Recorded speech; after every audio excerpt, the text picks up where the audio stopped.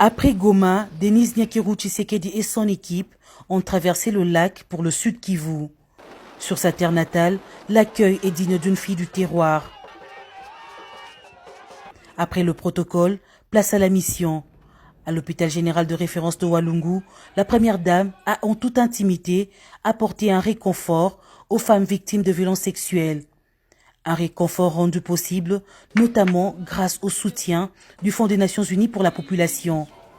Dans le lot des matériels offerts à l'hôpital, on peut noter une table ainsi que des kits d'accouchement individuels pour les femmes enceintes.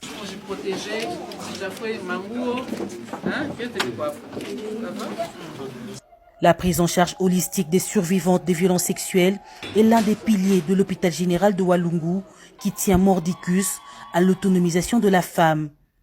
Une mission qui rencontre la vision de la fondation Denis Nyakirou Tshisekedi qui milite pour des femmes plus fortes. J'avais 13 ans. Quand on m'avait violée, j'avais porté une grossesse. Quand je suis tombée malade pendant la grossesse, ce sont les voisins qui m'ont amenée ici à l'hôpital. L'hôpital m'a prise en charge et c'est l'hôpital qui est devenu maintenant ma famille parce que je n'avais pas de famille. J'ai maintenant 15 ans. J'ai la force et j'espère que je peux encore vivre mieux quand je suis dans ma famille.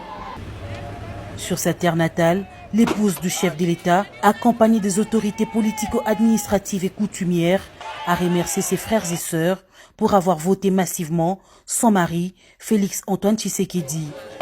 Ici,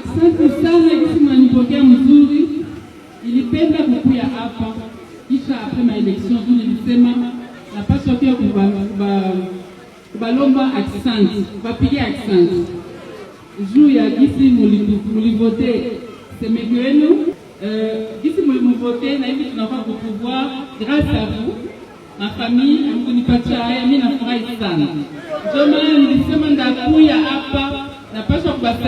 pas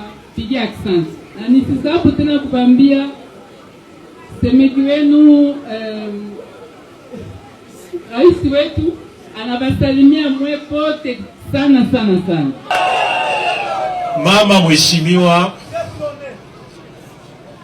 kwa jina ya province yetu ya Sud Kivu, tunamshukuru Mungu na tunakukaribisha hapa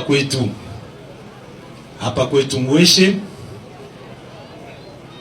kwa mwami wetu Ndatabaye mheshimiwa, na ni furaha sana kwetu kukupokea, na tunajua kama Mungu anatupa ile neema ya wewe kukuwa pembeni ya baba yetu Rais Félix Antoine Tshisekedi. Ce message, elle a également relayé à Walungu en promettant de garder un contact permanent avec la population. Ni wapi bien parce que ça fait longtemps ni tu garder contact, c'est ça qui compte.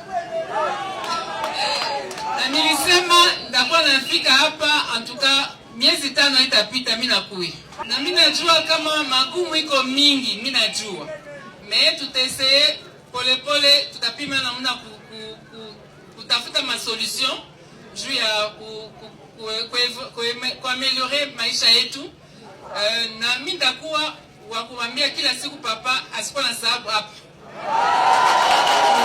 Entre Kabare et Walungu, la première dame s'est arrêtée dans 2 villages pour saluer la population.